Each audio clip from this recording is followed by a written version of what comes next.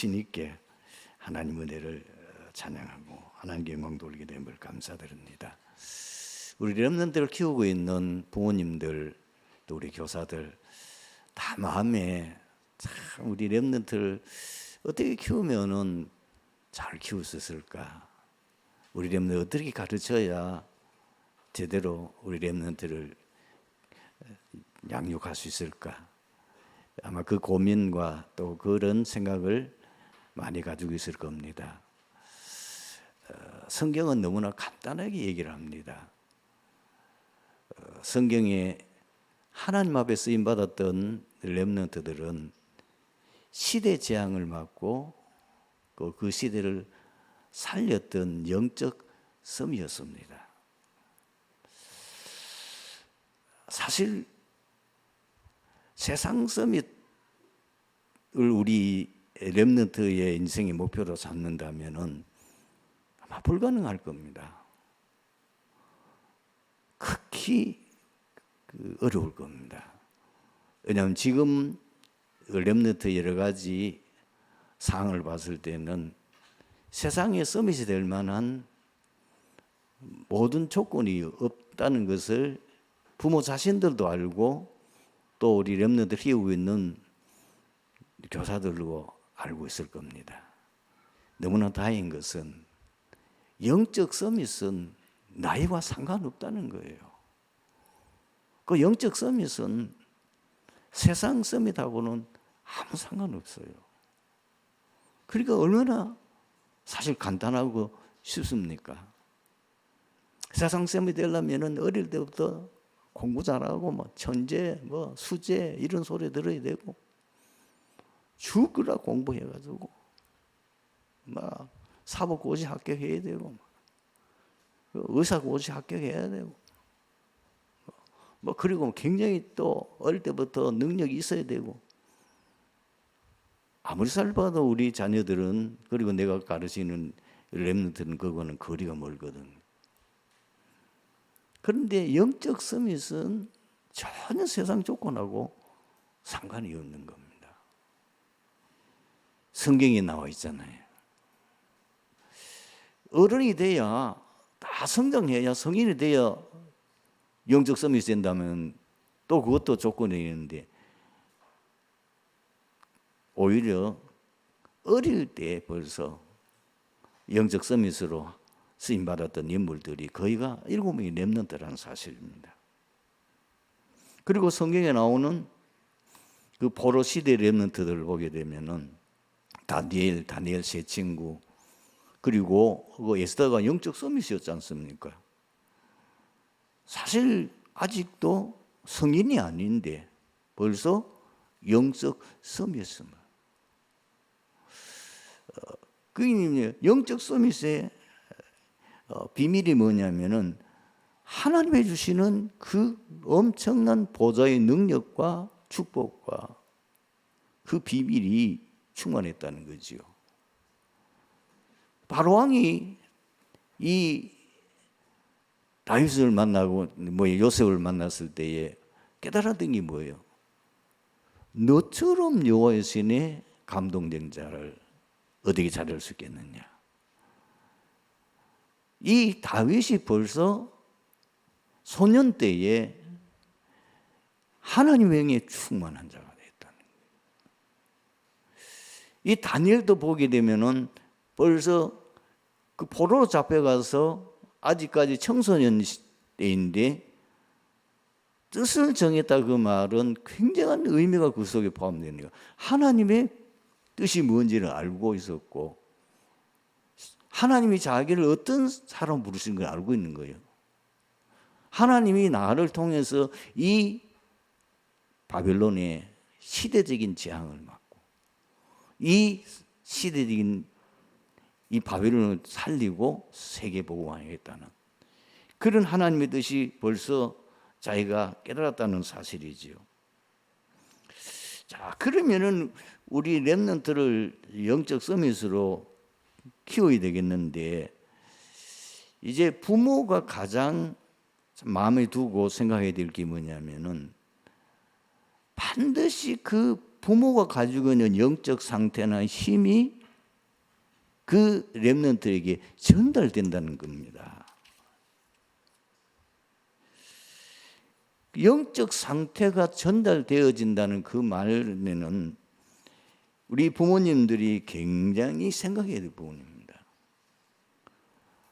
피할 수가 없는 것이 자연적으로 그 부모님들이나 혹은 교사들이 그 아이를 키우고 양육하다 보면은 자신들이 가지고 있는 그 영적 상태가 그 자녀들에게 영향을 미치는 거예요.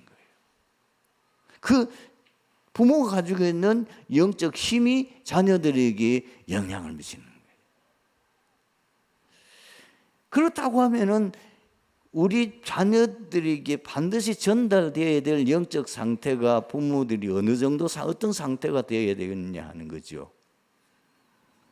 복음으로 충만한 상태여야 됩니다. 그리고 성령으로 충만한 상태여야 됩니다. 그리고 믿음 충만한 상태여야 돼요. 우리 부모들 가운데는 이 반대되는 경우가 너무 많은 거예요. 그러니까 그것이 자녀들에게 전달되어지면은 자녀들에게는 굉장한 타격이 올 수밖에 없죠. 그리고 두 번째는 반드시 우리 이번 주 금요일 날, 목요일 날 이 여러분들이 기도적으로 본 분들은 지금 제가 얘기하는 것이 거기서 나왔다는 것을 알 겁니다. 반드시 렘넌트 때 복음이 각인되어야 됩니다. 이게 굉장히 중요한 거예요. 어떻게 하든지 렘넌트 때 복음이 각인되도록 만드는 거예요. 이 복음이 각인되는 건 내 마음대로 안 되거든. 내 욕심대로 된다가 아니기 때문에 그 렘넌트 속에 하나님의 은혜가 충만히 임해야 돼요. 이 복음이 깨달아진다는 것은 아무나 깨달아지는 게 아니고 하나님의 특별한 은혜가 임해야 되는 거예요. 이 다락방 사역과 관계되어지는 이 교회 안에서나 혹은 이런 분들 가운데도 상당히 좀 나쁜 영향을 끼치는 경우가 있는 얘기를 제가 듣거든요. 그 얘기를 들을 때 너무 마음이 아픈 거예요. 그것도 해외까지 나가가지고 우리 렘넌트들이 생활하는데 우리 교회에서 오랫동안 복음을 들었고 또 그 복음 속에서 성장을 했는데도 불구하고 이제 렘넌트들이 혹은 이렇게 해서 청년들이 이제 밖에 나갔는데 밖에서 그게 안 되는 거예요. 너무 그 밖에서 소문이 좋지 않게 들리는 거예요. 그 얘기를 들을 때 내 마음이 일일이 제가 말하기는 좀 거북해서 이런 정도로 얘기하는데 왜냐? 이유는 한 가지밖에 없어요. 늘 제가 강단에서 얘기하지만은 왜 우리 주일학교 모든 과정을 다 거쳐가지고 대학생이 된 혹은 대학 졸업 후에 청년이 되고 난 뒤에 교회를 떠나는 아예 예수를 믿지 않는 불신자로 돌아가는 경우가 많이 있는데 더 안타까운 건 뭐냐면은 우리 교회 중직자들 자녀 가운데도 신앙생활 제대로 못하는 분들이 많이 있거든요. 왜 그러냐는 거죠. 얼마나 부모님들이 안타깝습니까? 복음을 깨닫는 건 제가 이제 100% 하나님 은혜라 해야 돼요. 다른 방법이 없어요. 이게 복음이 깨달아진다는 건 이상하게 세상 공부는 잘해가지고 굉장히 엘리트인데도 불구하고 복음이 그 속에 안 들어가니까 참 복음과 반대되는 너무나도 이상한 삶을 살고 있는 거예요. 이게 너무 안타깝지요. 그래서 부모들이 할 수 있는 건 뭐냐면은 진짜 하나님 앞에 집중 기도하셔야 돼요. 이거는 여러분들이 어떤 노력으로 안 된다니까요. 그 복음이 어느 날 깨달아지는 것은 하나님의 성령이, 하나님의 은혜가 그 속에 임해야 이 복음이 깨달아지는 거지, 다른 것으로는 절대로 안 되는 거예요. 사실은 복음이요, 각인돼 버리면은 끝이에요. 복음이 그 속에 각인되면은 그 복음 자체에 있는 하나님의 굉장한 보좌의 능력, 그 복음의 능력이 있기 때문에 성장하는 과정 속에서 저절로 뭡니까? 그 복음이 뿌리 내려집니다. 그리고 어떤 문제가 와도 전혀 거기에 영향을 받지 않는 복음 체질로 바뀌어지는 거예요. 저는 신기하게 생각하는 성경 말씀 중에 하나가 뭐냐면은 이 사무엘입니다.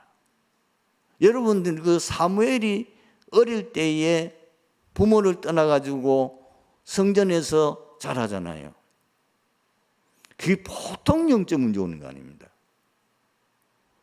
가장 부모의 사랑과 도움이 필요한 그 상태에서 어머니를 떠나가지고 성전에서 자라는 거예요.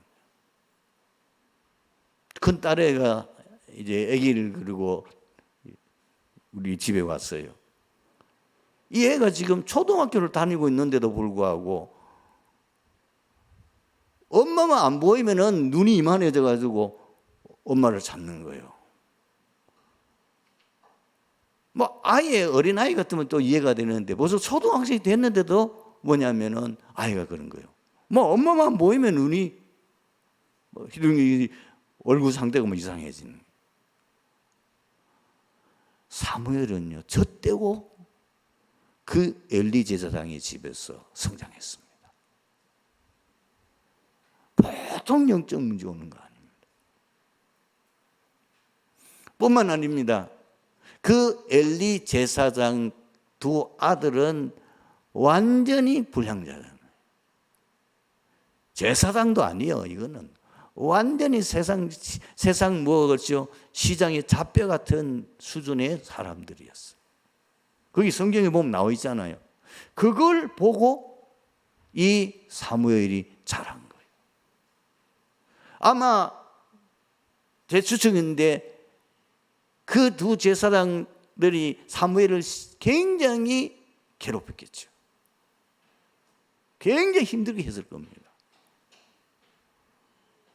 그런데도 전혀, 왜냐하면 뭐 부모님 없거나 사람 없을 때도 할 수 있잖아요. 조금은 불러가지고. 그 아주 못된 사람들이 하는데 전혀 영향이 없었다는 거예요. 그 비밀이 뭘까요? 그 복음이 이미 사무엘은 어릴 때에 복음이 각인된 거예요. 어머니 저때 그 당시에 벌써 어머니가 복음을 전달했을 것이고 그 복음을 네가 알아들을 것이고 그 언약궤 곁에서 성장하는 과정 속에 복음이 자연스럽게 뿌리 내립니다. 복음이 뿌리 내리니까 뭐요? 환경이 어떻게 해서 아무 상관없어요.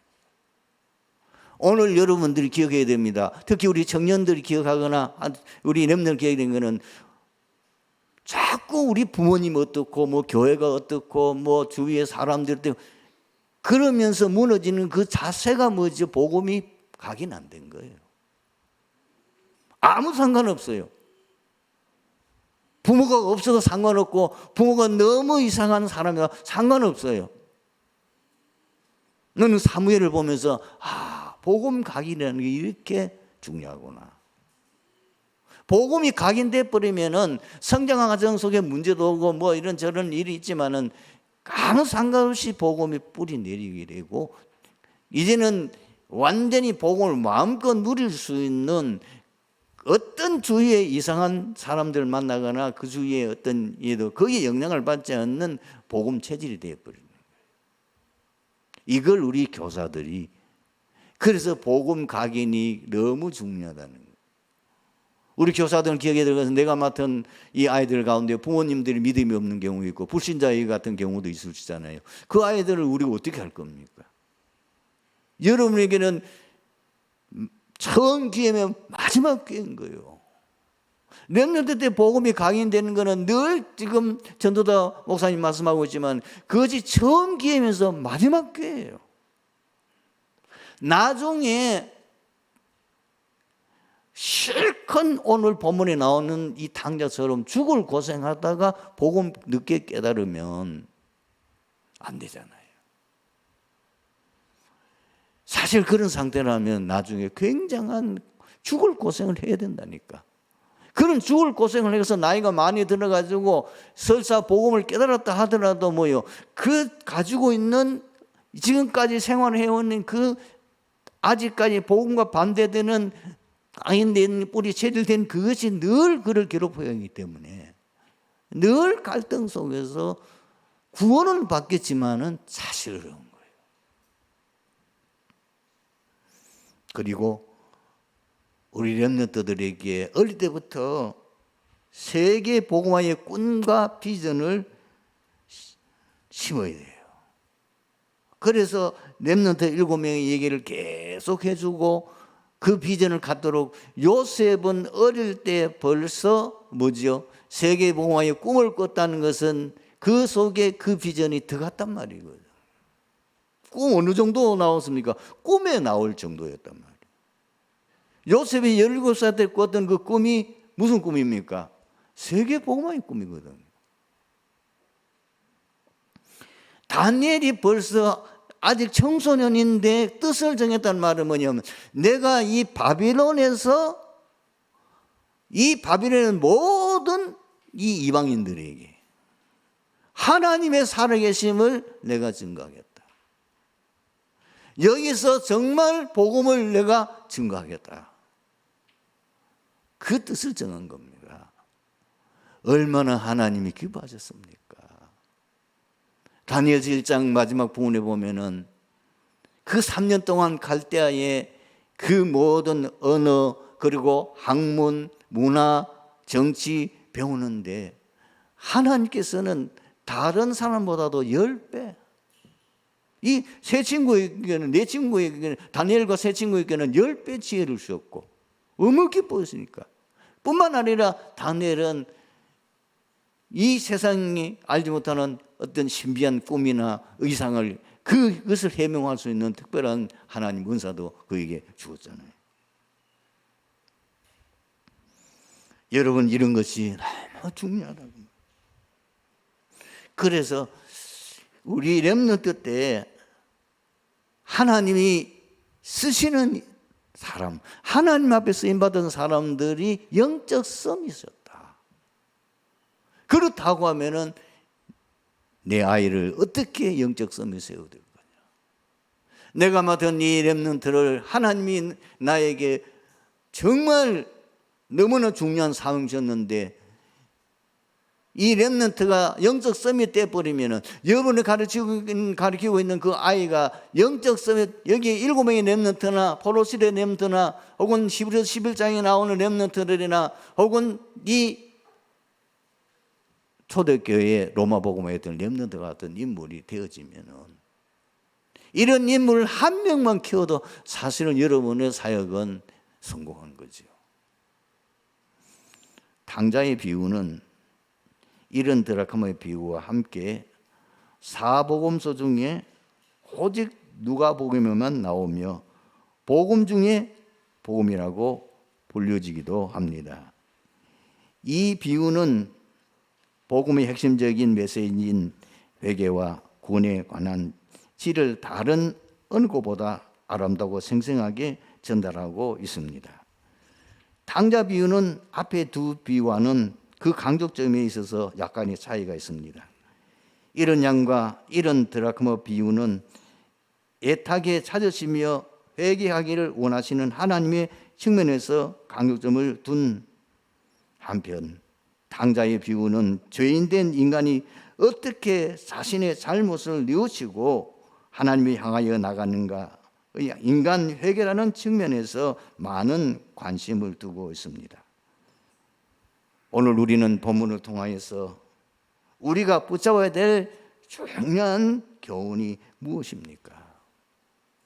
우리는 이 당자의 비유를 통해서 인간이 참 행복 누릴 수 있는 비밀이 무엇인지를 배울 수가 있어요.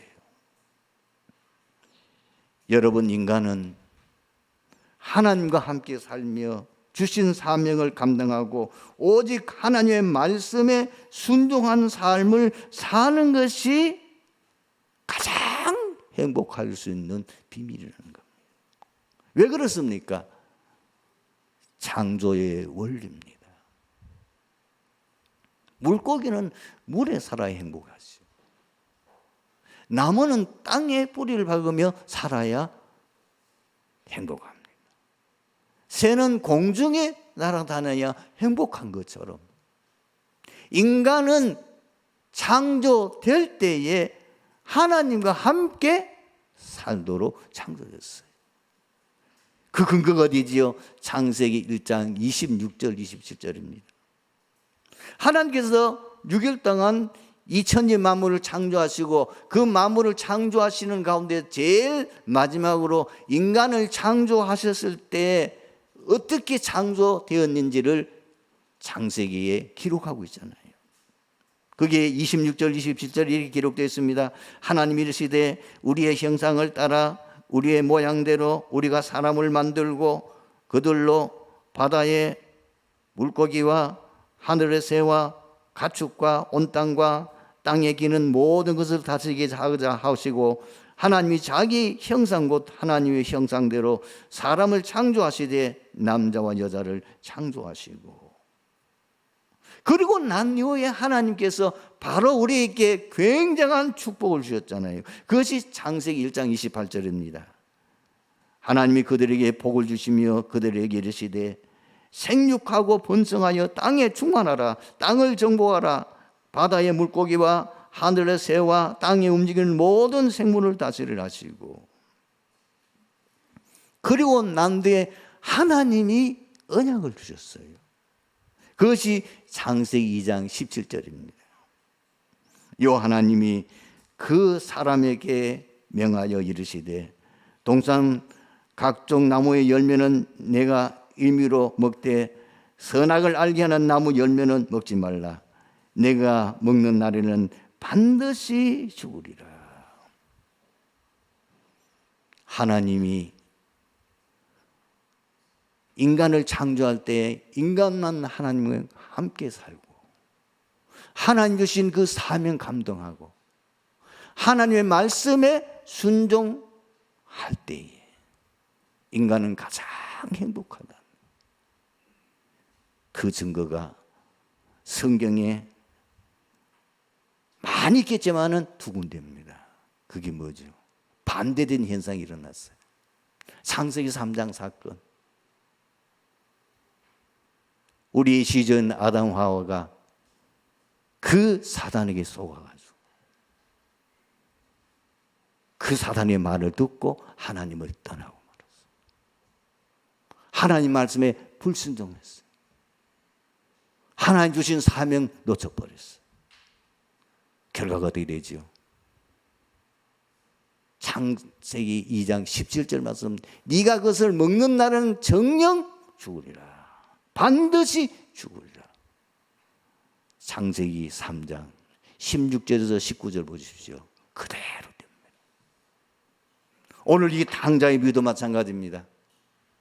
이 둘째 아들은 얼마나 자기가 마음껏 행복하게 살고 누릴 수 있는 그 축복을 받은지를 모르는 거예요. 오히려 그것이 자기를 구속하는 줄로 생각했어요. 아버지 집에 있다 보니까 아버지가 이런저런 얘기도 하고 이런 일이 했을 겁니다. 자기가 생각할 때는 그 아버지의 간섭도 받지 않고 자기가 내 마음대로 막 그냥 내가 하고 싶은 대로 하고 살면은 더 행복할 줄 알고 아버지가 큰 부자니까 그 자기도 돌아올 유산을 받아가지고 참 아버지 간섭받기 싫으니까 먼 나라를 갔어요. 아예 그 나라를 떠나버렸어요. 가서 거기서 정말 신나게 살았어요. 창자의 비유한 것처럼 거기서 허랑방탕. 그때까지는 좋았죠. 먹고 마시고 아버지 관심 없이 자기 마음대로 살 때 그거는 잠깐이에요. 돈 떨어지고 친구 떨어져 아무도 저를 돌아본 사람 없어. 돈 있고 잘 나갈 때는 그렇게 친구 좋아하고 와서 오만 아양 다 떨고 오만 아부 다 하던 사람들이 돈 떨어지고 거지 되니까 아무도 돌보는 사람. 이제는 굶어 죽게 됐어요. 그래서 이 둘째가 안 배운 지식도 없고 기술도 없으니까 결국은 먹고 살아야 되니까 자기가 얻은 직업이 돼지치기입니다. 그런데 그게 흉년이 들어가지고 먹을 것도 없어요. 얼마나 배가 고프더니 그 돼지가 먹는 돼지죽 그 주염 열매로 배를 채우고 다니는 그것도 안 돼. 그때서 탕자가 깨달았어요. 여러분, 오늘 우리가 이런 실수를 하기 쉽습니다. 지금 우리는 어떻게 살아야 됩니까? 여러분들이 정말 오늘 말씀 속에서 중요한 걸 발견하셔야 돼요. 많은 허황된 사람들이 완전히 하나님을 떠나서 하나님 주신 사명도 놓쳐버리고 하나님 말씀도 순종하지 않고 자기 마음대로 살아가면 잘 먹고 잘 살고 그리 행복할 줄 알지만 아니에요. 우리는 정말 뭘 알아야 되냐면 반드시 예수 그리스도를 믿음으로 먼저 구원받아야 돼요. 그리고 다른 것이 우리의 축복의 비밀이 아닙니다. 하나님이 구원받은 자녀에게 주신 그 축복을 누리는 거예요. 그리고 하나님께서 우리에게 사명 주셨어요. 지금 우리의 사명은 원래 아담 하와의 사명과는 조금 차이가 있죠. 그 사명이 뭐냐면 전도 선교의 사명을 감당하는 겁니다. 이거를 감당하니 가장 세상에서 행복하고 그리고 세상에서 풍성한 삶을 사는 비밀입니다. 두 번째, 오늘 우리는 탕자의 비유를 통해서 하나님께서 우리에게 주시는 교훈이 무엇입니까? 진정한 회개가 무엇인지를 말씀하는 거예요. 진정한 회개는 뭐냐? 철저하게 자기의 잘못을 깨닫고 반성하는 거예요. 오늘 본문 17절에 어떻게 기록되어 있습니까? 이에 스스로 돌이켜 내 아버지에게는 양식이 풍족한 품꾼이 얼마나 많은가 나는 여기서 줄여주는구나. 이제 깨달은 거예요. 스스로 이제 깨달은 거예요. 자기 잘못을 철저하게 깨닫고 반성하는 겁니다. 두 번째는 자신의 그 죄를 고백하고 자신을 낮추는 겁니다. 그러면서 그가 뭐라고 고백합니까?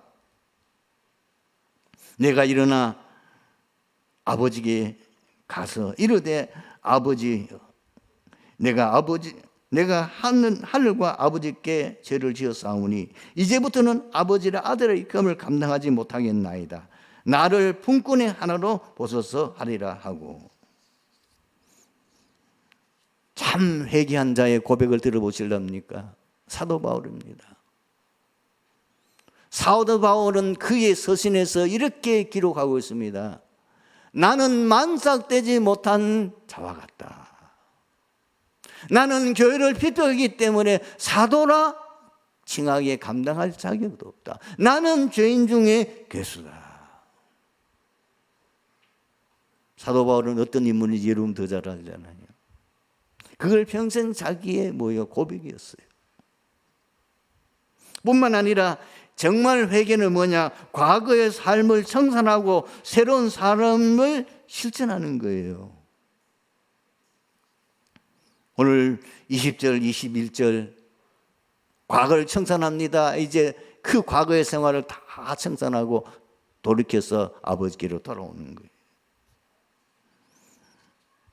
세 번째로 이 탕자의 비유를 통해서 하나님께서 우리에게 주시는 교훈이 무엇입니까? 하나님의 사랑입니다.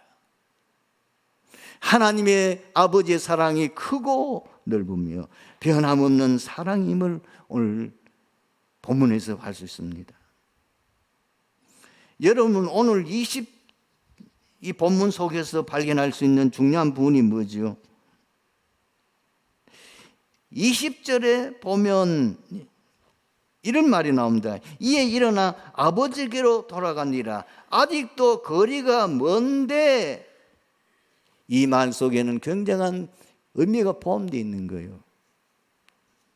사실 아버지는 둘째 아들이 집 나가는 순간부터 돌아오기를 기다리고 있는 거예요. 말하자면 동네 동구밖에 앞에 나가서 저 먼 길을, 아들이 나간 그 길을 보면서 아들이 돌아오기를 기다리고 있었던 거죠. 안 그러면 어떻게 이런 내용이 나올 수 있겠나요? 매일같이 하루도 빠짐없이 집 나간 그 아들 돌아오기를 간절히 소원하며 동구 밖에서 그 집 나간 아들을 그 길을 보고 있는데, 저 거리가 먼데도 둘째 아들 금방 알아봐서 거지꼴이 되어오는 그 아들을 어떻게 알아보겠습니까? 그 아들의 모습, 비록 모습은 초라한 거지꼴이지만 오는 그 아들의 걸음걸이나 모습이 틀림없이 집 나간 아들이라는 걸 금방 알아본 거예요. 그리고 그 아들이 회개하고 돌아왔을 때 전혀 허물하지 않았어요. 그리고 무조건 용서해 줬어요. 아버지께 아들은 너무 죄송하니까 내가 이제는 아버지 아들이라 감당할 자격도 없습니다. 그래서 아버지 집에 품꾼으로만 써주십시오. 아버지는 생각도 안 하고 전혀 거기에 대해서 네가 무엇을 잘못 어떤 그런 말도 없어요. 아무 허물도 하지 않냐고 무조건 용서해요. 그리고는 어디 갑니까? 이제 이런 아들을 찾았으니까 크게 기뻐하며 큰 잔치를 베풀고 모든 거기 집안 사람들과 함께 기쁨을 나누었다는 얘기입니다. 오늘 말씀의 결론입니다. 세상에서 신자가 참 행복하며 살며 참 축복을 누리는 길이 있습니다. 성도 여러분, 세상을 알아야 됩니다. 지금 우리가 살고 있는 세상은 사단이 지배하고 있는 세상이에요. 그렇기 때문에 인생 살다 보면은 많은 일을 겪어야 돼요.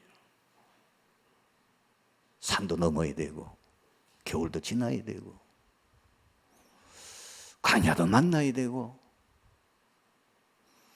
당연한 겁니다. 우리 주위는 전부 다 불신자들입니다. 우리 주위는 전부 다 창세기 3장, 6장, 11장 12가지 사단의 전략 속에 빠져있는 그 사람들입니다. 그 사람들과 함께 살다 보면 우리도 그 사람들을 통해서 많은 어려움을 당할 수 있다는 거예요. 그걸 이상하게 생각하면 돼요. 많은 분들이 얘기합니다. 예수 믿는데 왜 어려움 옵니까? 예수 믿는데 왜 자꾸 이런 문제 옵니까? 올 수 있죠. 내가 잘못하지 않아도 내 주위에 있는 사람들이 잘못함으로 인해서 내가 같이 그들의 고통을 겪을 수 있는 거예요. 만약에 예를 들어서 온 나라가 하나님 앞에 범죄하여 타락해서 하나님이 징계하기 위해서 재앙을 내리는데, 기근 재앙 내린다면 우리도 같이 그 재앙을 당할 수밖에 없는 거예요. 그러나 우리는 그 뜻을 알아야 되죠. 그걸 이상하게 생각하지 말아야 돼요. 그 정도가 아닙니다. 우리는 이 세상을 이길 수 있는 그 비밀, 세상을 이기고 하나님의 것을 누릴 수 있는 그 비밀을 가져야 되냐. 그때일수록 오직 그리스도 하나님 자신 자녀의 축복과 신분, 그 신분과 권세, 이것 가지고 이기는 겁니다. 뿐만 아니라 세상에서 신자가 살아야 될 이유를 분명히 알고, 많은 신자들이 헛된 꿈을 가지고 있어요. 우리는 불신자와 다릅니다. 불신자들은 세상에서 잘 먹고 잘 살고 성공하는 거예요. 그러나 우리는 하나님의 자녀에게는 그걸 우리의 세상에 사명으로 주지 않았어요. 뭐 말인지 알겠지요? 왜 우리가 세상에 살아야 됩니까? 대구 지역의 목사님 지금도 참 살아계시는데 사실 벌써 15년 전에 곧 세상 떠나다고 하셨어요. 이분이 고백이 뭐냐? 내가 이 땅에 살아야 될 이유는 한 가지, 전도 때문에. 내가 만약 이 세상에 전도할 사명 없으면 하나님 나라를 가야 되는 거 아니냐. 아들이 아파가지고 병원에 입원했는데 그 아들 보고 한 얘기, 아들이 얼마나 상처됐겠습니까? 네 세상에 복음 전할 사명 없으면 가라. 아들 보고 네가 이 땅에 살아서 복음 전할 사명 없으면 가라. 그것이 그분의 신앙 고백. 그러니 하나님께서 아직도 그분을 이 땅에 살게 하셨어요. 그게 뭐죠? 복음 전할 사명 아직도 있다고 말이죠. 여러분이 아침에 눈 뜰 때 여러분 뭘 고백합니까? 여러분 아침에 눈 뜰 때 뭘 생각합니까? 아, 살아있구나. 아직도 내가 해야 될 사명이 있구나. 그 사명 때문에 하나님 오늘 또 나를 살려주셨구나. 승리하게 되기를 주님으로 축원합니다. 아버지 하나님 은혜 감사합니다. 오늘 말씀 속에서 트리니티 교회 모든 성도들이 정말 인생을 가장 행복하게, 가장 축복되게 하나님 주실 축복을 누리며 사는 비밀이 무엇인지를 정확하게 깨닫고 인도받아 가장 축복된 삶의 증인이 되게 하여 주시옵소서. 주 예수 그리스도의 이름으로 기도하옵나이다. 아멘.